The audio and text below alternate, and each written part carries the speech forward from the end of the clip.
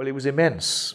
I'm sure you'll know that John Gutenberg invented the printing press just really a few decades before Luther's views became known.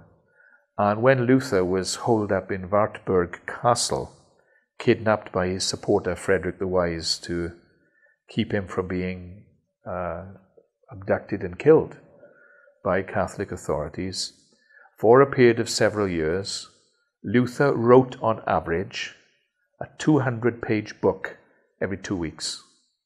He was a sensational author. He translated the New Testament in just a few months. And by 1524, he was the most popular writer in the whole of Europe.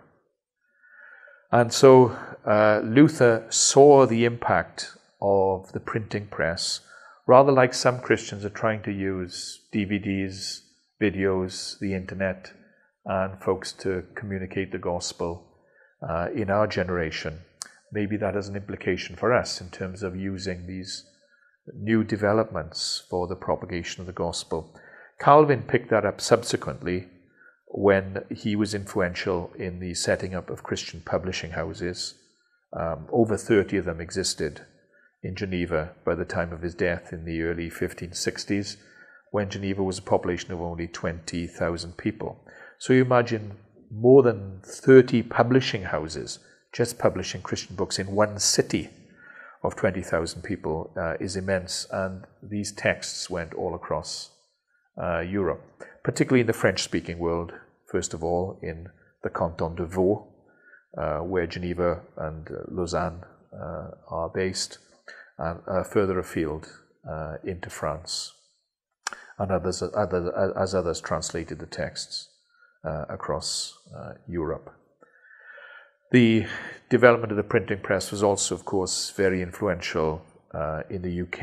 It was used by John Tyndale to publish the text of Scripture, and it had an immense impact. Tyndale himself did his translation work when he was on the run in Belgium, where he was eventually strangled as the English authorities sent spies to find him and kill him. But he managed to smuggle in more than 10,000 copies of the scriptures that he had translated, and it had a powerful impact.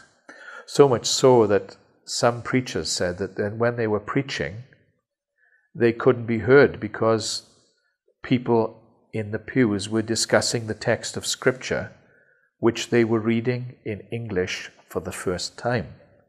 It had only been either in Latin before, or a very rough-hewn translation from the Greek Old Testament, the Vulgate as it was called, published by John Wycliffe, in kind of on blocks of wood rather than the printed page. So Tyndale was, of course, influenced by Luther significantly. He died in the 1530s. So all across Europe, the printing presses had a huge impact in spreading the word of Scripture.